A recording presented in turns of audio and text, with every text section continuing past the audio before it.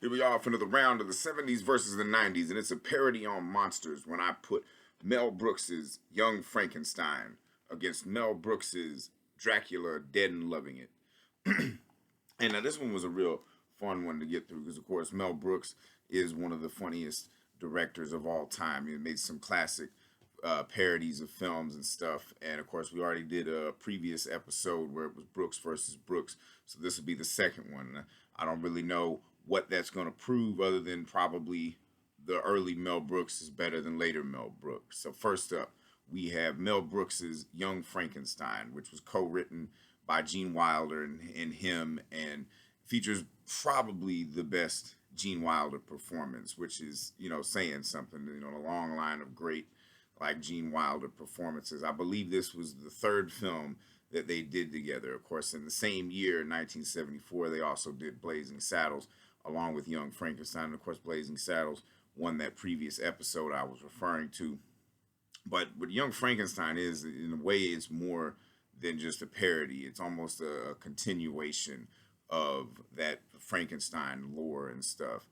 And Gene Wilder plays Frederick Frankenstein, because he's the the grandson of the original Victor Frankenstein who created the monster and all that shit.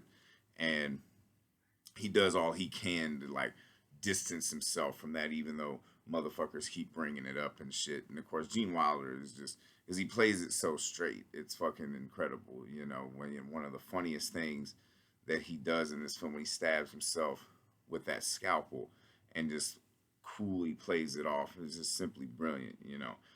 And he decides to, like, dive into his grandfather's work and creates the monster with the help of Igor, and who's the fucking brilliant Marty Feldman. The class of fucking just physical comedy right there. And of course, also in the castle, you get the lovely Terry Garr and Cloris Leachman, who was just absolutely brilliant. And the monster they create is played brilliantly by Peter Boyle, who, by this time in his career, like, he was on, like, a fucking shooting star trajectory. I mean, the shit that he did before and leading up to this might be his best performance too, because he really does play that part just perfectly. I mean, shit, even that, who can't forget that Putting on the Ritz number? I mean, that is just fucking hilarious.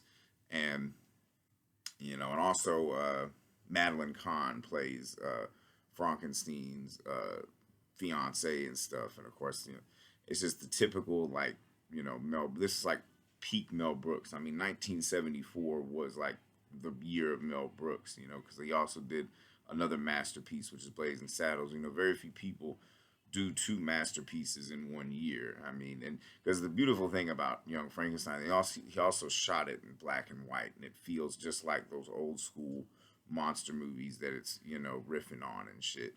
And, the look is perfect, and just everything else. You get the, everybody in it is fucking great. Gene Hackman is the blind man, and, it's just every fucking thing in this movie is perfect. There's not really a fucking bad thing you can say about this movie. It's just fucking fun as hell. And much like Blazing Saddles, even though they're both technically parodies, they feel like real movies. And that sometimes the best parodies are also the ones that play well as real movies and shit. And we move forward to Mel Brooks's Dracula Dead and Loving It, which of course is a riff on Bram Stoker's Dracula. And here we have Leslie Nielsen playing Dracula. Now, like, Leslie Nielsen, one of the funniest motherfuckers of all time. But in this one, he's kind of just phoning it in. He does kind of pull off the accent a little bit. And, they make a lot of... The thing about Dracula Dead and Loving It is it's basically does straight fucking Dracula. Just, with a few jokes here and there. It's just like, let's just rewrite Dracula with jokes. That's really all it is at this point. Now, fucking Peter McNichol as Renfield might be the best part of this movie, because he's really playing it up in a lot of ways to the original Renfield in the Todd Browning Dracula. And of course, Harvey Korman is Dr. Seward. You know, he's pretty good. And you know, like there's moments in this movie that are funny, but as a whole, it's kind of fucking lame. You know, which is a you know, this was like one of the last ones that Mel Brooks did for a while. You know, he came back recently and did some shit, but after this movie, he didn't do very much, probably for good reason, because it kind of fucking sucks. You know, if he'd have just stopped with Robin Hood Men in Tights, you know, he would have had a solid career. But then he, you know, I guess at this point he just wanted to make fun of everything, and you kind of get that sense. You know, Mel Brooks even plays Professor Van Helsing, and you know, I mean, he definitely hams it up, but it just doesn't have that oomph that Young Frankenstein has, you know, because like what Young Frankenstein is not just a brilliant comedy, it's a really entertaining movie, and you know, it plays like a real movie. And honestly, I feel like they should have shot Dracula Dead and Loving It in black and white. I feel like it would have looked a lot better and would have been a lot more fun that way. And you know, they kind of do that whole, you know, because I believe this came out around the same time that Francis Ford Coppola did Bram Stoker's Dracula, and they play around with that look almost in a way like they're making fun of that shit too, which is fine, but it just doesn't have that, you know, signature look, you know, and you know that the ending's pretty fun, you know, but you know, it's just basically Leslie Nielsen phoning it in and Mel Brooks phoning it in too, you know. By this time, he didn't really have anything significant to say with Congress, anything, you know, very much different to do with comedy. You know, it's the same basic ass sight gags that we've seen a million fucking times, and you know, just far from the brilliance of what Young Frankenstein is. So, I mean, this round clearly has to go to Young Frankenstein. One, you know, there's nobody in Dracula Dead and Loving It that can even compare to what Gene Wilder does in Young Frankenstein. And of course, Peter Boyle, absolutely fucking brilliant. I mean, you can't really touch him with this.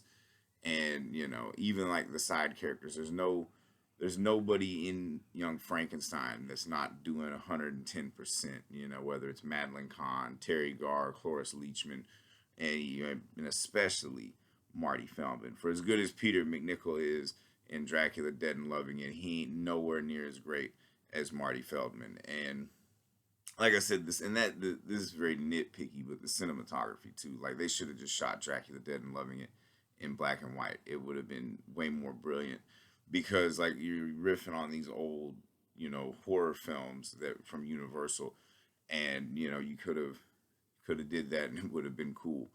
But also too, like once you get like three writers for a film, that's when you start really pushing. That's when it starts to suck. Whereas like Young Frankenstein was written by Gene Wilder and Mel Brooks, so that right there, you got two geniuses working together. Basically, you got Mel Brooks and a couple of other hacks cranking out this shit. Like, oh, how can we take this story and make it, you know, funny? Let's just add a fucking, you know, somebody falling down some stairs or getting hit in the head, or fucking, you know, make some poop jokes or something, or you know.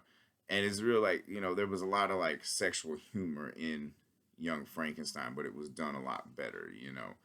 And you know, whereas like, you know, let's just show some big titties and all this shit. So like I said, this round goes to Young Frankenstein. One, because it's just a fucking masterpiece. You know, it falls into that argument of Tarantino's, where it's like the more a director keeps making movies, the more they suck. You know, you get earlier in your career when you're young and you're hungry and you got, you know, you don't give a fuck. You're ready to just make fucking masterpiece after masterpiece. And Mel Brooks definitely did that at that point in his career, especially in 1974. But by 1994, he didn't really have it anymore. So for anybody keeping score, that is 83 to 65. 70s are up by 18, man. 70s are kicking mucho ass right now. And, you know, the 90s could come back, but, man, that lead continues to grow for the 70s. And if I said anything wrong, anything you disagree with, feel free to eviscerate me in the comments. I mean, this is one asshole's opinion, you know, on a very long, self-indulgent journey to figure out which decade was better for movies, the 70s or the 90s. And right now it's looking like I'm right that it's the 70s, but still got a long way to go before I can officially say that I'm right. And if you got any suggestions, let me know. I still got like 6 pages of these things to do, so we'll see how that goes. But like I said, you can always be funny, but sometimes the older you get, the less funny you get.